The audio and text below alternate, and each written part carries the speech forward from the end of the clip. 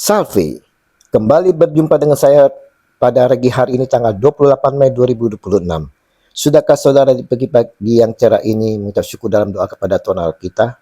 Dan sudahkah saudara memberi senyuman dan sapaan kepada sesama? Mari kita awali perenungan pagi hari ini dengan tanda kemenangan kita. Dalam nama Bapa dan Putra dan Roh Kudus. Amin. Sembuhkanlah kami dari kebutaan rohani. Bacaan liturgi hari ini diambil dari 1 Petrus 2 ayat 2 sampai 5 dan dilanjutkan ayat 9 sampai dengan 12 serta Injil Markus 10 ayat 46 sampai dengan 52. Saudara-saudaraku yang terkasih, suatu saat Bartimeus si pengemis buta sedang duduk mengemis di pinggir jalan dekat kota Yeriko. Saat mengetahui Yesus lewat, saudara, ia berteriak memanggil Yesus sebagai anak Daud, yaitu sebutan gelar untuk Mesias, dan memohon belas kasihan. Yesus anak Daud, kasihanilah aku.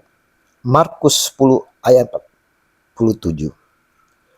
Meski orang-orang di sekitarnya, saudara, menyuruhnya diam, ia justru berteriak semakin keras, anak Daud, kasihanilah aku. Markus 10 ayat 48. Saat ini, adakah kita mengenal Yesus adalah anak Daud seperti yang diimani Bartimeus? Apakah di tengah kesulitan, gejolak hidup menghantam, penyakit yang menggerogoti tubuh kita, kita pun berteriak, Yesus anak Daud, kasihanilah aku? Atau kita sungguh buta rohani?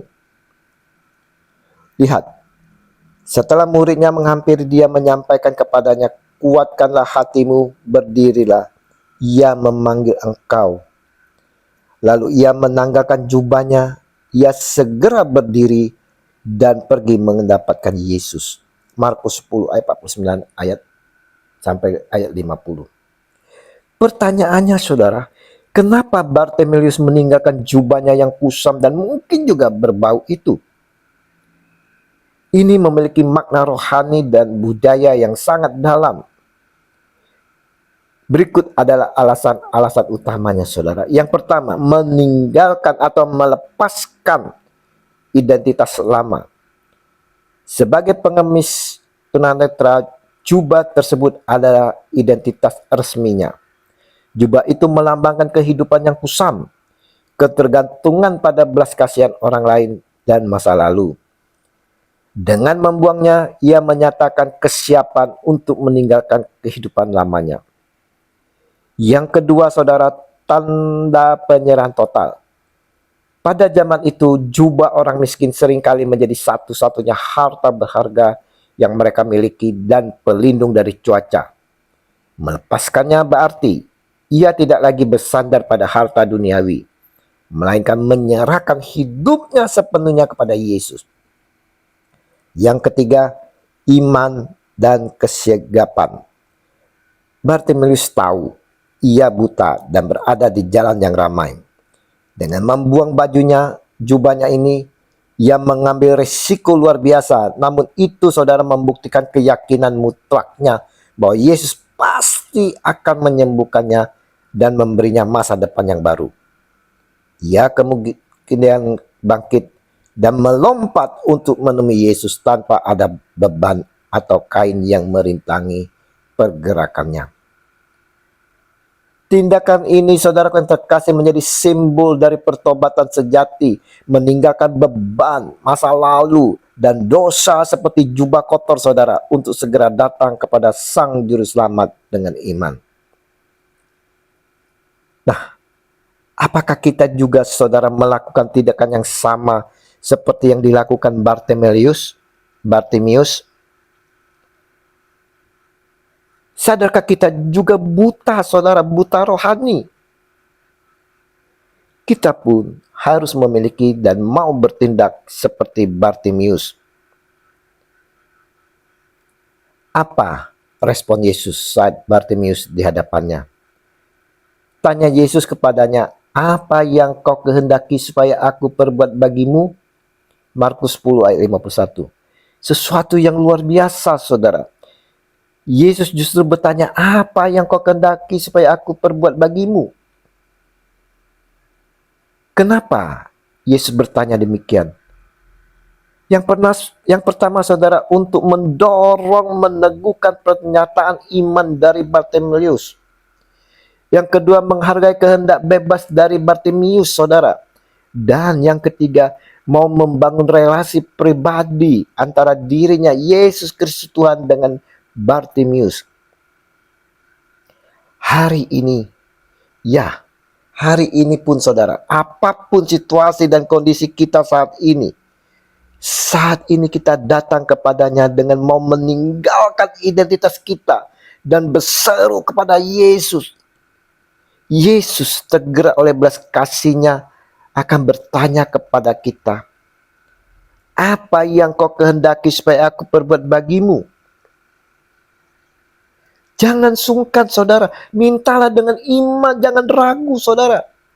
Yesus pun ingin meneguhkan iman kita. Berapa besar iman kita kepadanya?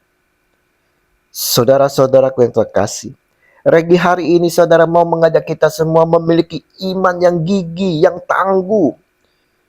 Kita mungkin mengalami seperti Bartimeus di mana orang banyak menyuruh diam. Ia justru berseru lebih keras.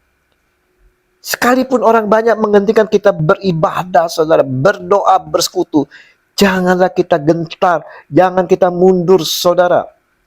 Tetaplah berdoa dan berharap kepada Tuhan, meski keadaan atau lingkungan sekitar tampak tidak mendukung. Berdoalah dengan spesifik, saudara, seperti Bartimeus yang tahu persis apa yang ia butuhkan. Rabuni, supaya aku dapat melihat. Markus 10 ayat 51. Sampaikan kebutuhan dan pergumulan kita secara spesifik kepada Tuhan dalam doa kita, saudara. Dan lihat, kata Yesus kepada Bartimeus, pergilah, imanmu telah menyelamatkan engkau. Pada saat itu juga melihatlah ia, lalu ia mengikuti Yesus dalam perjalanannya. Markus 10 ayat 52. Yesus menegaskan bahwa kesembuhan dan keselamatan Bartimeus, seorang pengemis buta di Yeriko, terjadi bukan karena kebetulan atau sekedar sihir, melainkan karena ia memiliki iman dan keberanian yang sungguh-sungguh untuk berseru kepada Yesus. Inilah kuasa iman. Mari saudara-saudaraku yang terkasih, melalui Regi hari ini, melalui Injil yang kita renungkan, kita mau saudara meneladani Bartimeus, di mana tidak hanya pergi untuk dirinya sendiri yang telah sembuh, yang telah memperoleh berkat-berkat, melainkan mau mengikuti Yesus. Ini adalah simbol penyerahan diri total menjadi murid Kristus. Ingat, penderitaan yang dibawa kepada Tuhan dengan iman yang teguh dapat mengubah hidup seseorang secara radikal dari seorang yang terpinggirkan menjadi pengikutnya. Tuhan Yesus, kami datang kepada Engkau saat ini, agar Engkau boleh menyembuhkan kami dari berbagai penyakit yang menyerang, terutama sembuhkanlah kebutaan rohani kami. Amin. Dalam nama Bapa dan Putra dan Roh Kudus. Amin. Shalom Aleichem.